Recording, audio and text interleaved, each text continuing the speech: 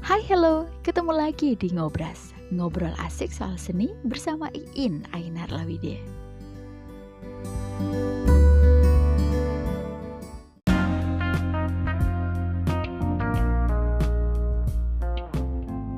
Konten kreator merupakan profesi yang kini sedang naik daun di era perkembangan dunia digital.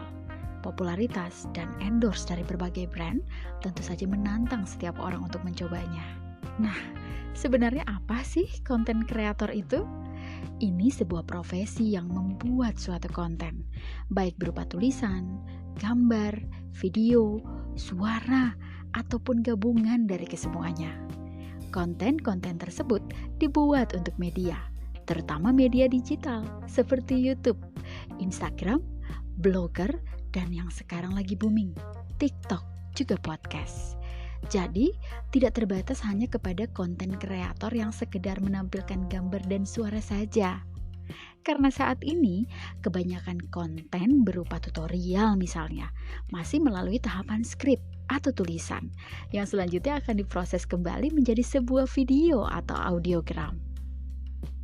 Nah, kadang kita melihat atau mendengar sebuah konten dari seorang kreator itu pasti banyak yang beranggapan, wah, segampang itu dia bisa ngobrol, semudah itu penguasaan materinya, kok bisa mantep banget pengambilan gambarnya, angle-angle-nya juga berasa pas dan estetik.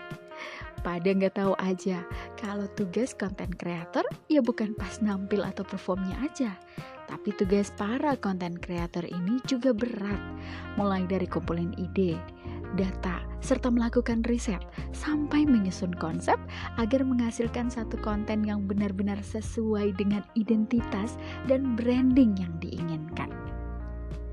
Jadi, seorang konten kreator bisa menghasilkan karya untuk multi-platform. Kayak gini, satu konten bisa hadir dalam 3 platform digital sekaligus, seperti tulisan yang dimuat dalam blog, kemudian diubah menjadi siniar atau siaran podcast, kemudian dikembangkan lagi dengan adanya visual, maka dimasukkan ke YouTube. Jadi, satu konten dari si kreator bisa ditemukan dalam bentuk blogger, podcast, atau bisa juga audiogram dan juga YouTube. Jangan lupa, sering-seringlah melakukan evaluasi konten yang telah ditayangkan. Bahkan seorang konten kreator juga harus memiliki beragam pengetahuan, mulai dari pengetahuan tentang media produksi, komunikasi, teknik serta metode penyebarannya, termasuk juga cara alternatif untuk menginformasikan dan menghibur, baik itu melalui tulisan, lisan, ataupun media visual. Selain itu juga memiliki pengetahuan tentang teknik, peralatan, prinsip desain, termasuk dalam memproduksi rencana teknikal seperti blueprint, model, dan juga gambar. Penggunaan bahasa yang baik serta penguasaan bahasa Inggris itu juga sangat penting. Jadi, jika ada orang yang masih menganggap bahwa konten kreator itu adalah YouTuber saja, maka itu salah. YouTuber adalah seorang konten kreator yang memonten dengan hasil dari perpaduan suara dan gambar. Bahkan ada juga yang menggunakan tulisan. Semenjak nama YouTuber sudah tersebar, sebenarnya banyak loh konten kreator yang sudah ada semenjak lama di Indonesia. Contohnya musisi dan komikus. Penting bagi seorang konten kreator harus konsisten produktif juga kreatif yang mengedepankan value manfaat pada masyarakat. Nah, yang paling utama juga harus dipikirkan adalah menentukan branding diri sendiri dulu agar nantinya tidak terjebak dalam konten sampah dan tetap memberikan nilai positif ke khalayak. Perlu menentukan segmentasi yang tepat. Dalam hal ini, kemampuan melakukan riset juga sangat diperlukan oleh para pembuat konten. Tentunya agar ide kreatif selalu bisa ditemukan. Berkembangnya produksi komunikasi dan informasi di era sekarang ini, ditambah kemudahan mengakses internet yang kian pesat, membuat perilaku banyak orang dalam menerima banyak informasi mulai berubah. Beragamnya platform media sosial saat ini menjadikan siapa saja dapat memproduksi informasi dengan mudah dan menarik. Tidak lagi sekedar menjadi pelaku konsumsi informasi semata.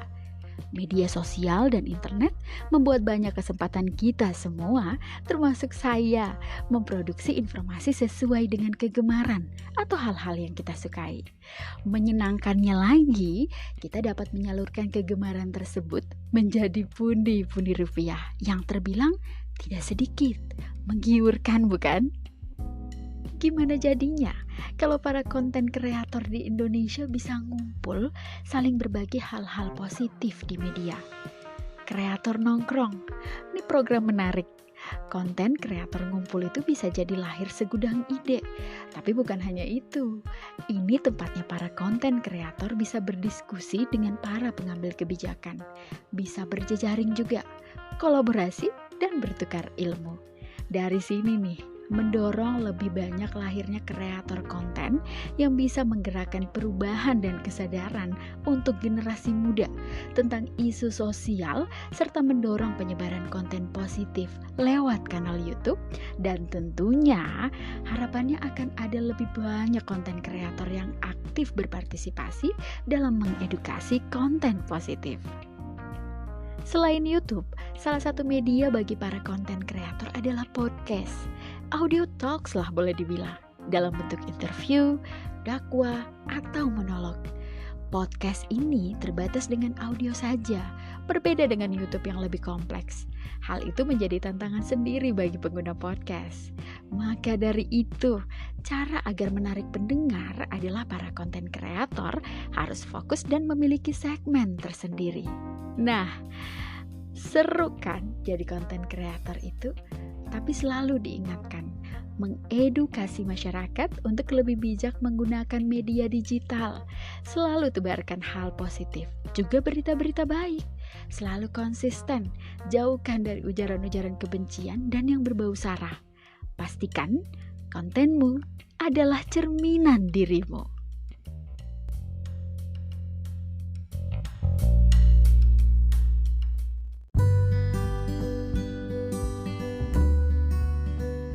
Terima kasih sudah mendengarkan siaran podcast Ngobras, ngobrol asik soal seni bersama Iin. Sampai ketemu di episode berikutnya.